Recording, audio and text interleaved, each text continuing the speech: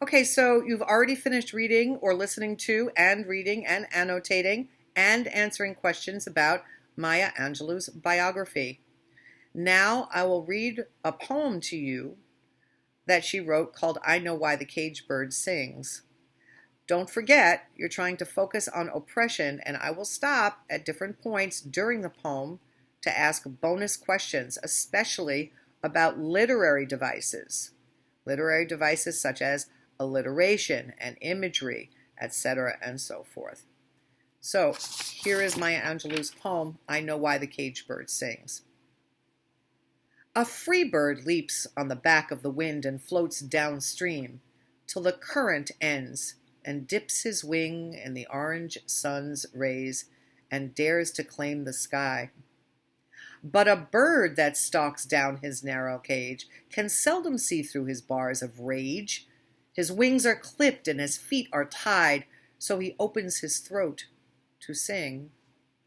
The caged bird sings with a fearful trill of things unknown, but longed for still.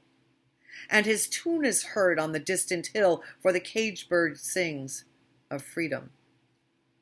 The free bird thinks of another breeze, and the trade winds soft through the sighing trees, and the fat worms waiting on a dawn-bright lawn, and he names the sky his own.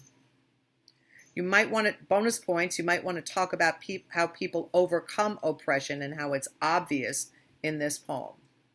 But a caged bird stands on the grave of dreams. His shadow shouts on a nightmare scream. His wings are clipped and his feet are tied, so he opens his throat to sing.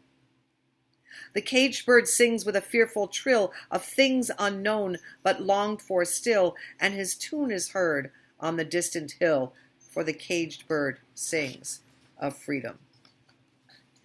Okay, so bonus points if you can use any literary device, especially imagery. And imagery are things such as metaphors and similes that describe other things and compare other things to other things. Like a simile might be, she's as red as a rose, right? So she's not really as red as a rose, but it's a comparison so that we get a better picture of it. And a metaphor might be, she is a rose. That's a little bit stronger of an idea. And the other ways that images impact this poem are through adjectives, things that describe things, like a free bird, not just a bird, but a free bird, things that describe other things. So if you can look for a bunch of images or some good images and then say what those images represent, those are your bonus points for this particular assignment. So on the back of your poem, the assignment is to annotate this poem. So read the directions with me. Read and annotate the poem, I Know Why the Caged Bird Sings. Annotation includes highlighting, writing DOK questions in the margins, making observations, highlighting the main idea, defining vocabulary, and focusing on the idea of oppression. And then answer the following questions about the poem.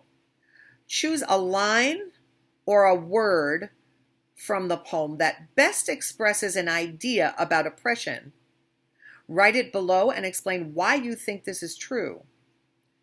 There's a space for the line or word, and there's a space for the explanation.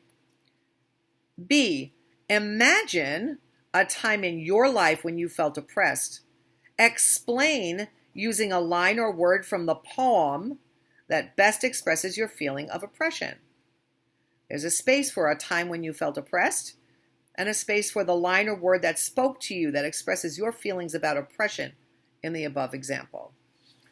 Okay, so good luck. You know what the poem sounds like. You know where the bonus points are. You know what the assignment is for this particular poem. Have a good time.